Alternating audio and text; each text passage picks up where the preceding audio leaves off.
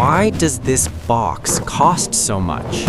I just want a place to sleep. I want a roof that does not leak.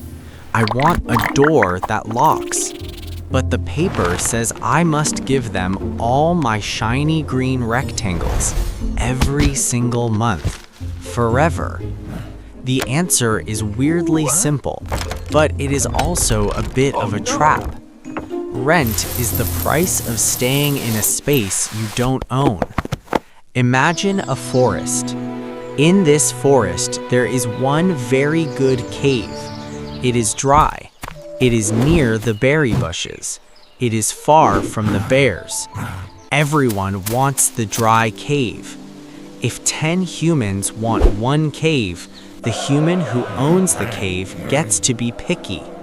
He says, "Who will give me the most berries?" One human offers a basket. Another offers 2 baskets. The price goes up because the cave is rare. In the modern world, the berry bushes are the jobs, the Target store, the Starbucks, the good schools. Everyone wants to live near the shiny things, but there are not enough caves near the shiny things.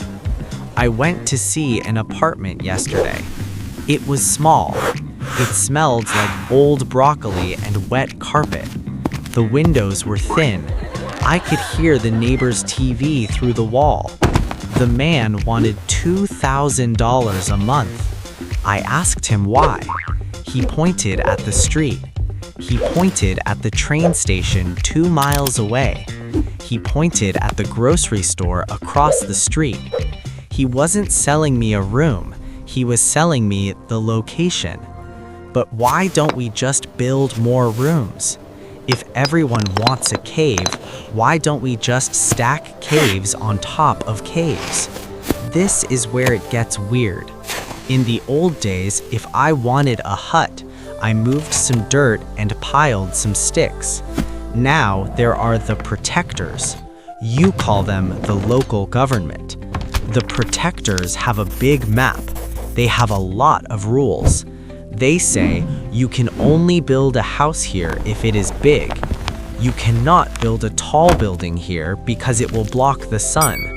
You must have 2 parking spaces for every human.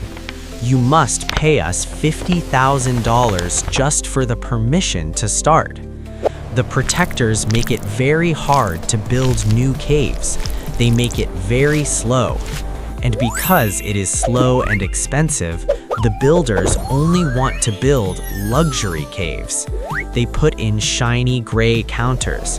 They put in a gym that nobody uses. They charge $3,000 because if they charge less, they lose money.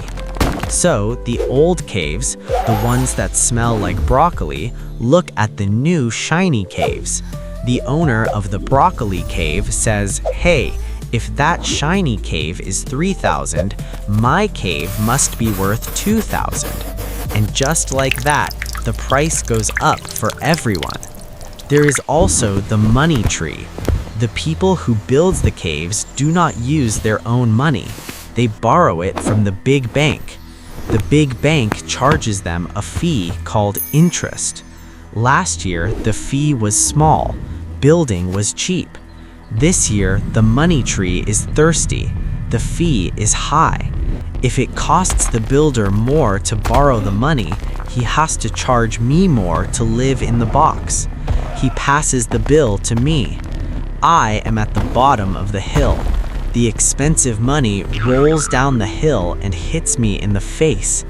It's a chain reaction. The grocery store owner pays more rent for his big building, so he makes the milk cost $5 instead of $4. The person buying the milk needs more money to survive, so they ask their boss for a higher wage. The boss pays the higher wage, but then he raises the price of his service. Everything gets more expensive. But rent? Rent is the biggest bite of the apple. In the US, they say you should spend 30% of your paycheck on your cave, but many humans are spending half.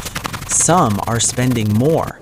When you spend all your money on the box, you have no money for the berries. There are also the collectors. These are big groups of people with millions of dollars. They don't want to live in the caves. They want to own the caves like they are trading cards. They buy 1,000 houses at once. They know that humans will always need a place to sleep. They know the supply of caves is low, so they buy them all and wait. They are betting that tomorrow we will be even more desperate for a cave than we are today. It feels like a game of musical chairs, but every round they take away 3 chairs, and the person who owns the remaining chairs charges you $100 just to sit down for a minute. So, what does Airy do? Airy looks for a smaller box. Airy gets a roommate, another human to share the cave. We huddle together to pay the man with the clipboard. The rent is expensive because we stopped building enough boxes, and we stopped building them where people actually work. We made the rules too hard. We made the money too complicated, and now the box is a prize instead of a home.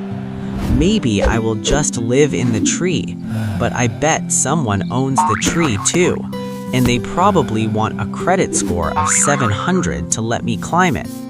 The system is a circle, a very expensive square-shaped circle. Do you feel the bite too?